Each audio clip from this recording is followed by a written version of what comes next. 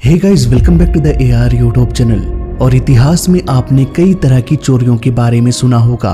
घर में चोरी, बाइक चोरी, कार चोरी, लेकिन इन सबसे अलग साल 2003 में एक ऐसी चोरी हुई जिसने पूरे अमेरिका को हिला के रख दिया।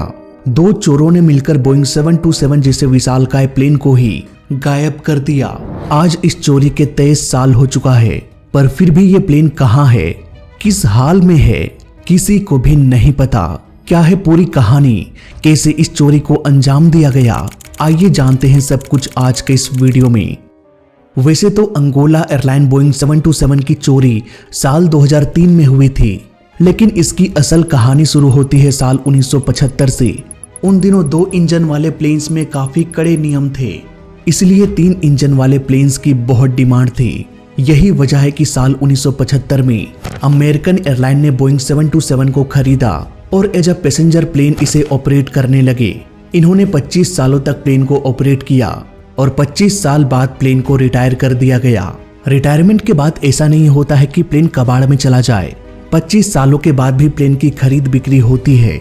अमेरिकन एयरलाइन कंपनी ने इस बोइंग 727 प्लेन को मेवरी जोसेफ को बेच दिया, जो कि एक बिजनेसमैन थे।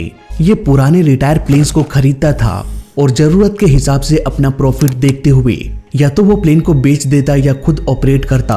इन्होंने अमेरिकन एयरलाइन बोइंग 727 को खरीद लिया और क्वार्ट्रो डे एयरपोर्ट में, जहां अंगोला एयरलाइन का हैंगर है, अपने प्लेन को उसके सामने खड़ा कर दिया। इसलिए बहुत सारे लोगों को लगने लगा कि इस प्लेन को अंगोला एयरलाइन ने खरीद लिया, लेकिन सच्चाई कुछ और थी।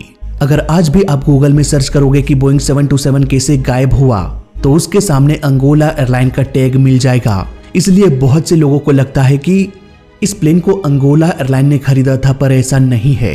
अंगोला एक जगह को रिप्रेजेंट करता है, ना कि किसी एयरलाइन कंपनी को।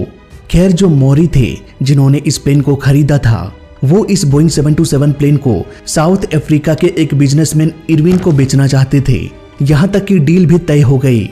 $1 मिलियन में इसे बेच देना था। इरविन ने $1,25,000 एडवांस भी पे कर दिया, लेकिन बाद में इरविन को यह डील पसंद नहीं आया। किसी वजह से इनका मन बदल गया और डील कैंसिल हो गई, जिसकी वजह से दोनों के बीच लड़ाई भी हो गई, क्योंकि इस डील की वजह से प्लेन कई महीनों से एयरपोर्ट के पार्किंग एरिया में खड़ा था और पार्किंग चार्ज लगातार बढ़ती जा रही थी। दरअसल होता यह है कि एयरपोर्ट वाले करोड़ों रुपए खर्च करती है अपने इंफ्रास्ट्रक्चर को बनाने के लिए। मजबूत कंक्रीट का ग्राउंड बनाया जाता है ताकि प्लेन को पार्क किया जा सके। जब भी प्लेन एयरपोर्ट में लैंड करता है, तो जितनी देर प्लेन एयरपोर्ट में खड़ा रहता है, एयरलाइन कंपनी उसके लिए पैसे पे करती है एज अ पार्किंग चार्ज। अब मॉरिन और इरविन के बीच इस बात पर लड़ाई हो गई कि अब वो पार्किंग चार्ज कौन देगा। पिछले करीब 1 साल से प्लेन पार्किंग एरिया में खड़ा था, इसलिए एयरपोर्ट अथॉरिटी ने कहा कि मुझे पैसे चाहिए, तभी मैं प्लेन को छोड़ूंगा, नहीं तो हम प्लेन को जब्त कर लेंगे। इन सब लफड़ों को देखकर इरविन तो साइड ले लिया। अब बच गया सिर्फ मौरी, जिसका ये प्लेन था। ऑलमोस्ट 14 महीनों तक ये प्लेन एयरपोर्ट में ही पड़ा रहा। उस वक्त प्लेन की कीमत $1 मिलियन थी, लेकिन पार्किंग चार्ज और मेंटेनेंस के खर्च को जोड़ा जाए तो खर्चा करीब $3 से $4 मिलियन का आ रहा था। मतलब कि ये प्लेन एक नुकसान के अलावा कुछ भी नहीं था। भला कोई इंसान 8-9 करोड़ का प्लेन खरीदने के लिए 30 करोड़ कौन खर्च करेगा। अब जो प्लेन का मालिक मौरी थे, वो पूरी तरह से फंस गए। प्लेन एयरपोर्ट में पड़े पड़े कबाड़ बन रहा था। उस कबाड़ को हटाने के लिए पार्किंग चार्ज देना पड़ रहा था, और ये चार्ज देना उनके लिए बहुत जरूरी था। भले ही पार्किंग चार्ज प्लेन की कीमत से भी बढ़ जाए, फिर भी उन्हें पैसे पे करना पड़ता, नहीं तो उन पर लीगल एक्शन भी हो सकता था। उनका बैंक अकाउंट फ्रीज हो सकता था, यहाँ तक कि जेल जाने की भी नौबत आ सकती थी। कुल मिलाकर कहा जाए तो वो बर्बाद हो चुके थे, चाहे पार्किंग चार्ज दो तब भी और ना दो तब भी। अब ऐसे में एक प्लान बनाया गया। प्लान प्लेन की चोरी का। प्लेन को चुराने के लिए सबसे बड़ी जरूरत थी फ्यूल, ताकि चोर प्लेन को लेके एयरपोर्ट से 9-2-11 हो जाए। इसके लिए सिचुएशन का फायदा उठाया गया। दरअसल साल 2002 के वक्त अंगोला में सिविल वार चल रहा था, इसलिए ज्यादातर सड़कें टूट चुकी थी। जगह जगह पर लैंड माइंस बिछी हुई थी। उन दिनों अंगोला में डायमंड की माइनिंग हो रही थी। इसके लिए माइनिंग कंपनी को डीजल की जरूरत थी। अब रोड के जरिए तो डीजल सप्लाई होगा नहीं, क्योंकि सड़कें टूट चुकी थी और जगह जगह बारूद बिछा हुआ था। ऐसे में माइनिंग ऑपरेशन को चालू रखने के लिए प्लेन से डीजल सप्लाई किया जाने लगा। अब ये जो मौरी थे जिनका प्लेन 14 महीनों से फंसा हुआ था, इनका पहले से ही एक प्लेन उस माइनिंग एरिया में डीजल सप्लाई करता था। अब जो बोइंग 727 पिछले 14 महीनों से पार्किंग एरिया में खड़ा था, उस पर कुछ काम करवाना शुरू कर दिया। इन्होंने प्लेन के सारे सीट्स को हटा दिया और डीजल के टैंक्स को इंस्टॉल कर दिया। आशंका जताई जाती है कि इन्हीं टैंक्स में डीजल की जगह जेट फ्यूल भरा गया था, जिसे बाद में चुपके से प्लेन के टैंक में डाल दिया गया। हालांकि इस पर पक्के तौर पर कुछ कहा नहीं जा सकता। एक थ्योरी ये भी कहती है कि एयरपोर्ट के फ्यूल रिफ्यूलिंग टीम को रिश्वत दिया गया था और कहा गया कि बोइंग 727 जो पिछले 14 महीनों से खड़ा है, उसमें जाकर फ्यूल डाल दो। अब कौन सी थ्योरी सच्ची है पता नहीं, लेकिन जो भी हो प्लेन में फ्यूल तो डल गया। फ्यूल के अलावा इस प्लेन को उड़ाने के लिए कम से कम 3 लोगों की जरूरत थी, लेकिन अगर प्लेन की चोरी करनी हो तो एक इंसान भी काफी होता है। पर फिर भी प्लेन के मालिक मौरी को 2 लोग ऐसे मिल गए जो इस काम को करने के लिए तैयार थे। इन दोनों का नाम बेन और जॉन था। प्लान के हिसाब से ये चोरी 25 मई 2003 को करना था। जो बेन थे वो अमेरिकन सिटीजन थे और उसी एयरपोर्ट में फ्लाइट इंजीनियर थे, मैकेनिक थे, इवन छोटे प्राइवेट प्लेन उड़ाने का लाइसेंस भी था इनके पास। पर बोइंग 727 जैसे विशाल प्लेन को उड़ाने का जरा भी एक्सपीरियंस नहीं था। वहीं बात करें जॉन की तो वो एक मैकेनिक थे। पायलट का कोई भी एक्सपीरियंस इनके पास नहीं था। शाम के करीब 5 बजे ये दोनों प्लेन में दाखिल हो गए। ग्राउंड क्रू ने भी देखा पर डाउट नहीं किया कि ये दोनों प्लेन चोरी करने के मकसद से प्लेन में दाखिल हुए हैं। और वैसे भी प्लेन की साफ सफाई चल रही थी। प्लेन के सीट्स को हटाया जा रहा था, डीजल टैंक्स को इंस्टॉल किया जा रहा था, तो लोग इस प्लेन में आते जाते रहते थे, इसलिए शक की कोई गुंजाइश ही नहीं थी। लेकिन इसके कुछ मिनटों बाद सब कुछ बदल गया, क्योंकि कुछ ही मिनटों में प्लेन का इंजन स्टार्ट हो गया। किसी को समझ में नहीं आ रहा था कि चल क्या रहा है। अब ये प्लेन कभी लेफ्ट तो कभी राइट की ओर मुड़ते हुए टैक्सी वे में चलना शुरू कर दिया। अब तक एटीसी टावर की नजर भी प्लेन पर पड़ गई। एटीसी ने प्लेन से कांटेक्ट करने की कोशिश किया, पर प्लेन और एटीसी का संपर्क तभी हो सकता है जब दोनों का रेडियो ट्रांसपोंडर एक ही फ्रीक्वेंसी में हो।